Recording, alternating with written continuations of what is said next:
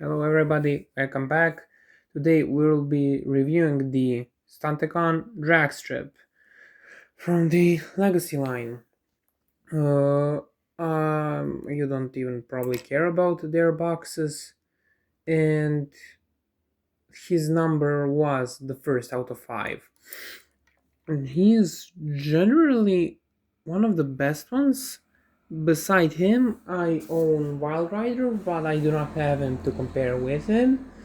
That mode is genuinely awkward, but this guy is really fun. This is the first one that I've come across that I have this interesting relationship with. Some of these molds just hit me different. The figure doesn't have to be amazing. I genuinely have like that some two combined wars figures. I don't now remember which two, but they basically hit the different. I really like them, even though they don't have to be the best. But this one is really good, and I really like him. Now, starting from his accessories, it is two pistols. Detail, nothing crazy. I'll basically speed run through them. You can connect them via these two, like this, so he can hold two pistols at once. Now you can store them in a few places,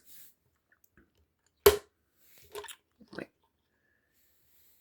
you can attach them here, you can attach them here, or like this.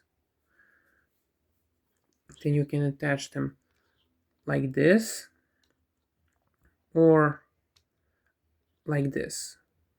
But the last one is really bad because it is just so awkward. And you can also have them like this, but that is just awkward too. Now let's talk about this guy as of him. The head is cool. I like how the back of it basically becomes the seat in the formula mode, and these are really well colored. That is sort of light tannish with the bits of red is very cool, especially the half of the Decepticon symbol. Now, moving through the arms, nothing special, a few lines and a mechanical detail here and there, but nothing interesting. His chest is what is already interesting. It's kinda hollow. When you look at it, you would say that it's hollow, but really, it is perfect. They really did perfectly considering what the alt mode is and how he does that. So that silver, amazing. The motor looks very good and detailed just by itself. And then of course that tannish color I love. Now some small unimportant detail here. I really like the back. There are a few figures which look at the side profile. That is such a clean back. Like such a clean back. And of course some mechanical detail. Now basically for some play features, if you want it like that split in two, you need something small, most consistently sharp and small, and to push it here. I don't think I have anything right now that I can shove it there and split him, but you know what, let me try and find it real quick. So I was able to do it with Skyward Stand, and this is how the piece looks like. Now it can't be rotated like this and put back, it must be further away, and you will see that they will align properly and click once they're into place. And it wiggle wobbles a little, but it is not loose. That is important. Now back to detail. I really like the legs. They are from the front.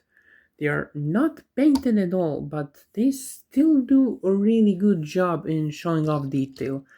And the back is clean too. Half of the motor, a bit of detail, wheels on the side, this red stripes going all over the place, and that is basically it.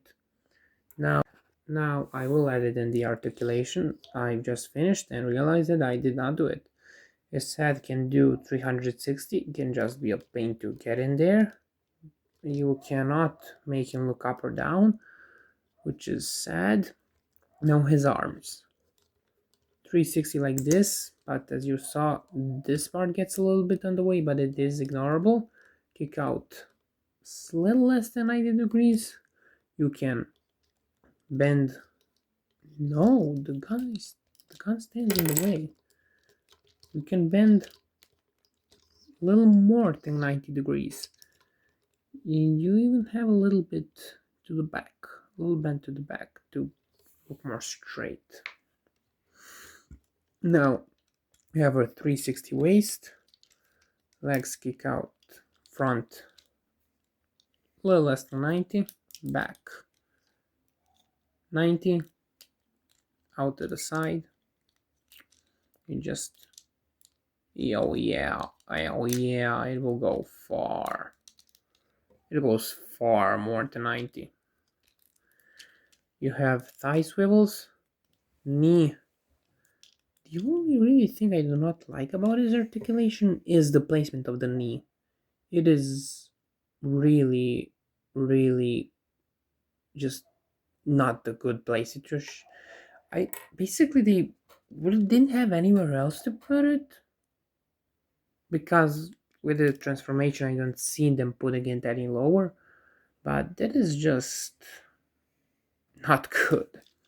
And I have ankle tilts that are 90 degrees. He's really is supposed to be Michael Jackson. Now I will edit it in, and again, I hope you enjoyed. Now let's transform this fella. I usually start from the arms for him. Rotate this 180, then push this wheel down. Same for the other side. Rotate this 90 degrees as well on the other side. Now that will stay like this. Moving on to the legs. You connect them here and here to somewhere here. Yeah, it is here and here. Like this.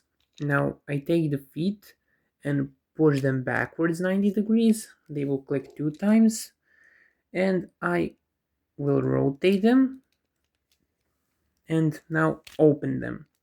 You leave them like this. Now come to his head. I like to grab it like this because I don't think that they will damage any colors. So I take it, wiggle wobble and open it. We'll basically push this down so it enters here. Now I leave it up here. Take the arms and hinge them outwards to here. You will line up this with this. It must connect. That will mean that it is in place. And same for the other side.